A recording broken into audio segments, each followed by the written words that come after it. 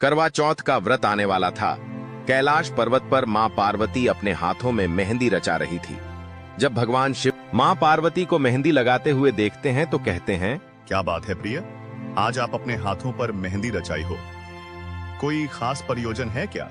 हे प्राणनाथ, कल करवा चौथ का त्योहार है। स्वामी, आपको तो ज्ञात ही है करवा चौथ का त्योहार मेरे लिए कितना महत्वपूर्ण है। इस त्योहार से मेरा कितना लगाव है। मैं प्रतिवर्ष इस त्योहार के आने का बेसब्री से इंतजार करती हूँ, ताकि मैं आपकी रक्षा की कामना हेतु और अपने प्रेम को और भी अटूट बनाने के लिए यह व्रत कर सकूं। हे देवी, पूरा ब्रह्मांड इस बात का साक्षी है कि आपके और मेरे प्रेम का जन्मों जन्म का संबंध है। आपकी इस प्रकार की भक्ति मेरे हृदय को छू जाती है। देवी, आपकी भक्ति संपूर्ण जगत के लिए प्रेरणादायक है। आपकी भक्ति पृथ्वी पर प्रत्येक सुहागन स्त्री का अपने पति के लिए प्रेम और समर्पण का प्रतीक है। हे प्राणनाथ, अगर आपकी आज्ञा हो तो मैं इस करवा चौथ का व्रत पृथ्वी लोक पर करना चाहती हूँ। मेरी बहुत इच्छा है कि मैं भी मनुष्य के रूप में सभी स्त्रियों के साथ इस व्रत की पूजा करूँ। देवी पार्वती, यदि आपकी इच्छा इस करवा चौथ के व्रत की पूजा पृथ्वी लोक पर करने की है, तो आप अपनी इच्छाओं को अवश्य पूरा कीजिए। आपको पृथ्वी लोक पर अवश्य जाना चाहिए। ठीक है स्वामी, कल ही करवा चौथ व्रत का त्योहार है। मैं कल प्रातः काल ही तैयार होकर पृथ्वी लोक की ओर प्रस्थान कर जाऊंगी।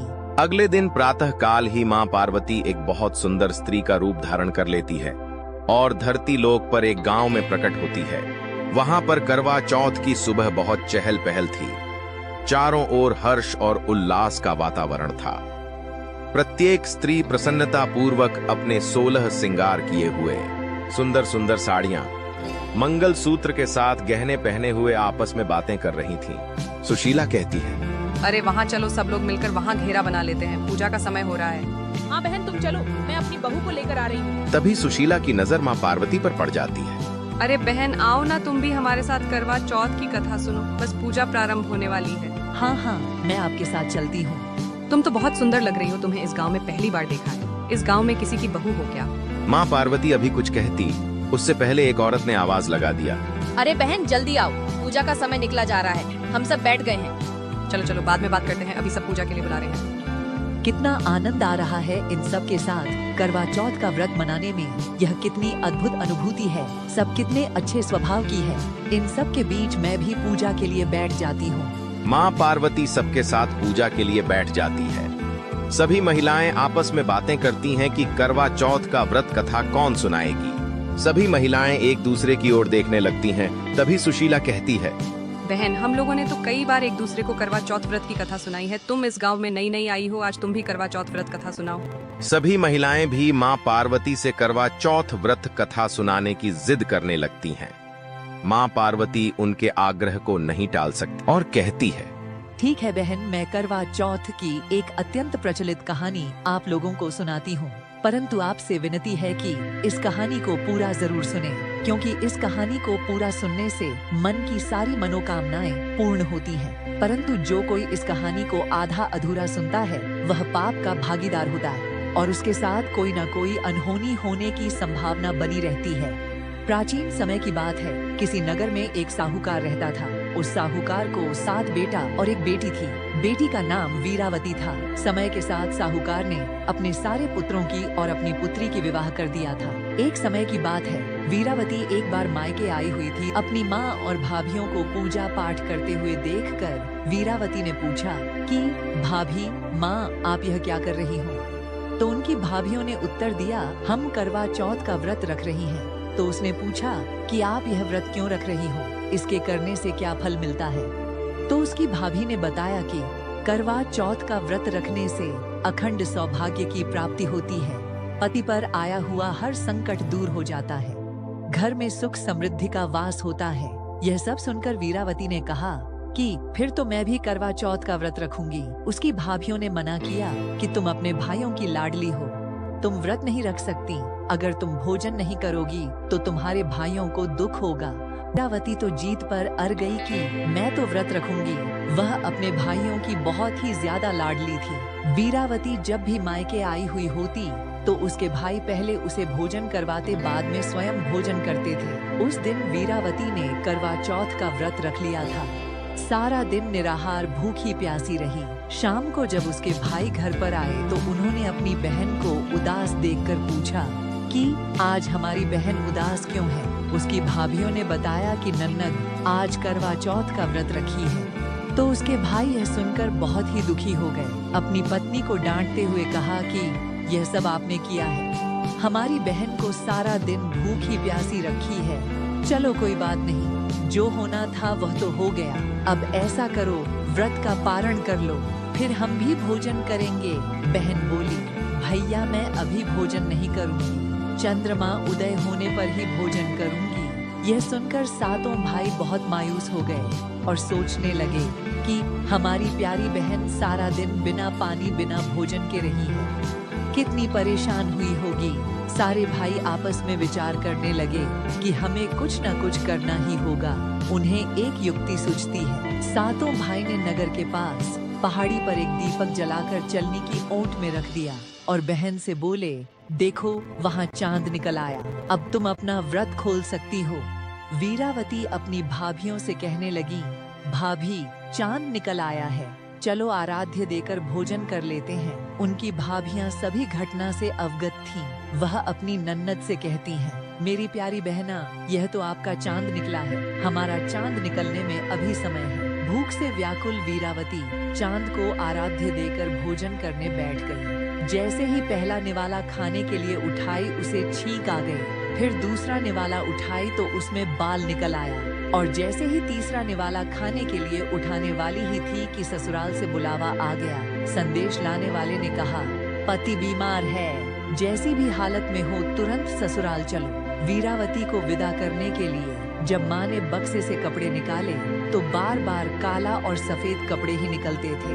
वीरावती बहुत परेशान थी। माँ से बोली, माँ तुम यह सब रहने दो, मुझे जल्दी जाना है।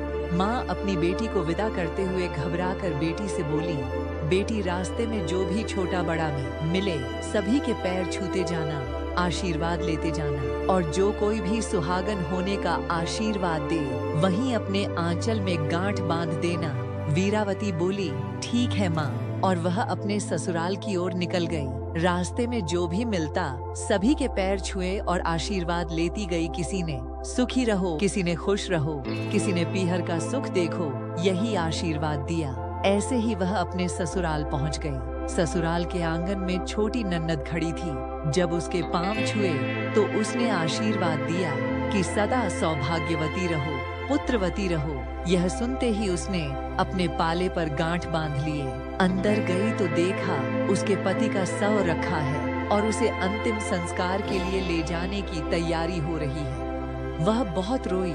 जैसे ही उसके पति को ले जाने लगे, वीरावती रोती हुई बोली, मैं इन्हें कहीं नहीं जाने दूंगी। तभी एक आदमी कहता है, यह कैसे संभव है? जब मृत्यु हो गई है तो अंतिम संस्कार करना ही होगा और अंतिम संस्कार करने के लिए शमशान ले जाना ही पड़ेगा।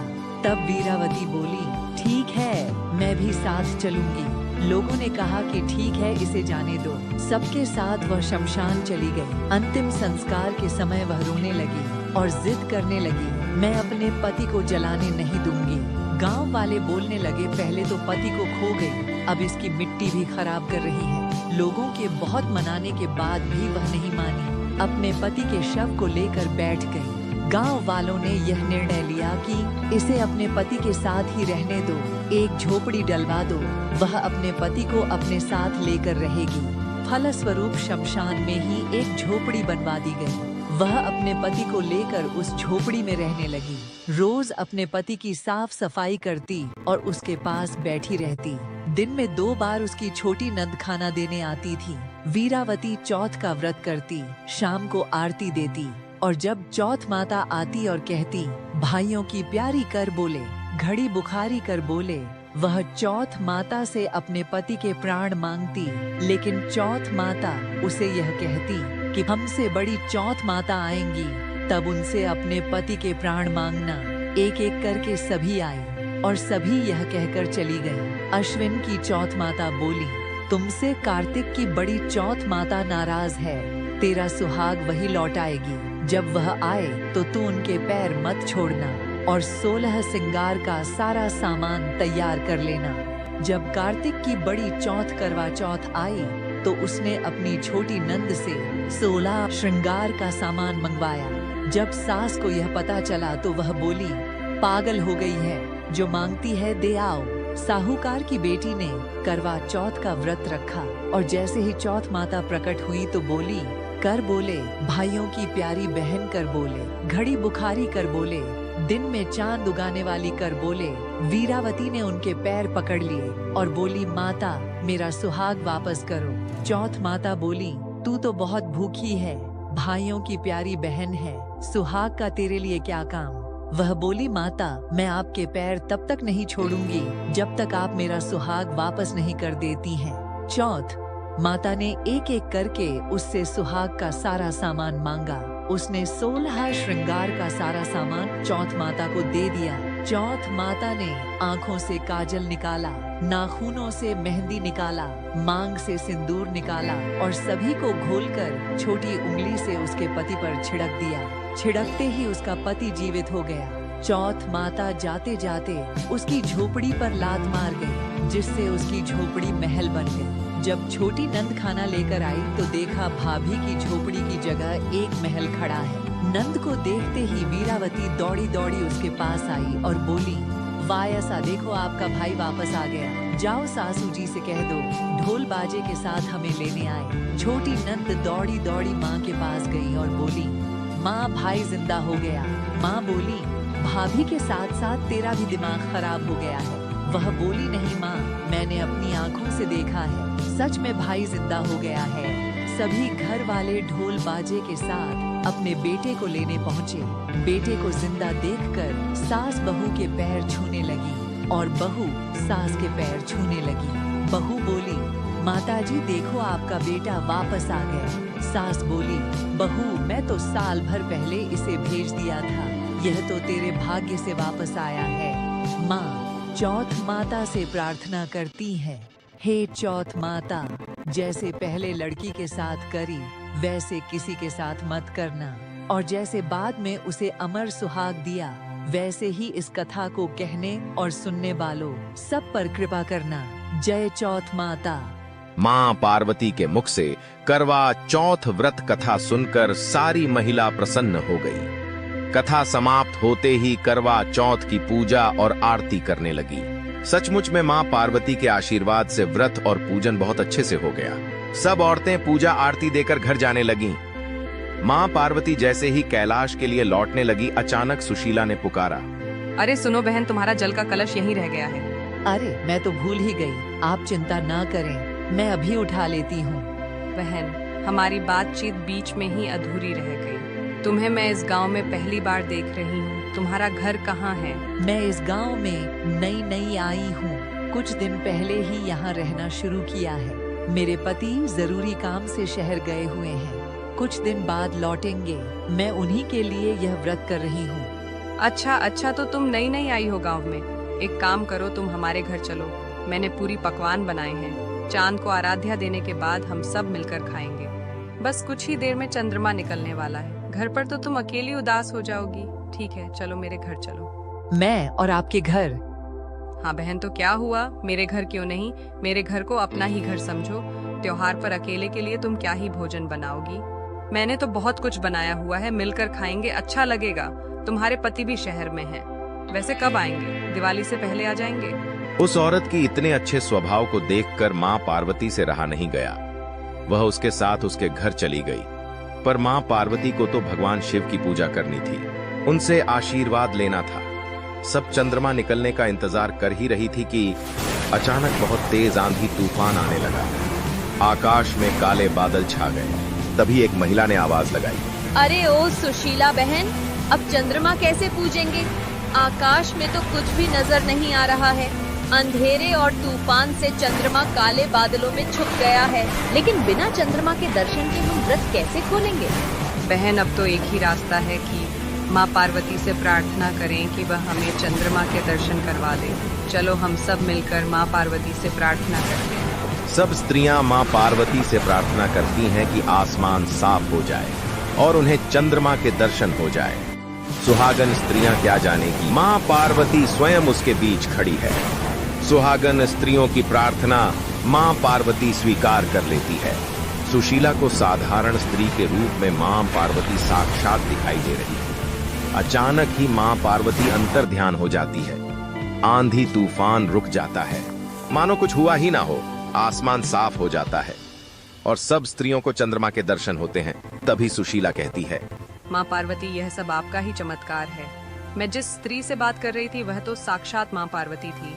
इसका मतलब मेरे घर में माँ पार्वती के चरण पड़े थे। मैया, आपने तो मेरे भाग ही खोल दिए। आपकी जय हो माँ। आप हमारे साथ करवा चौथ मनाने के लिए धरती पर आई। बहन, वह जो 16 सिंगर की हुई थी वह वास्तव में माँ पार्वती थी। आज उनके चमत्कार से यह आंधी तूफान रुक गया और हमें चंद्रमा के दर्शन हुए। चलो हम सब मिलकर माँ पार्वती को धन्यवाद कहते हैं। यह तो हम सबका सौभाग्य है कि माँ पार्वती ने हम सबके साथ में करवा चौथ का व्रत और पूजन किया। उधर मां पार्वती भी कैलाश पर भगवान शिव की पूजा करती है और उनके हाथों से जल और भोजन ग्रहण करके अपने करवा चौथ के व्रत को पूर्ण करती है।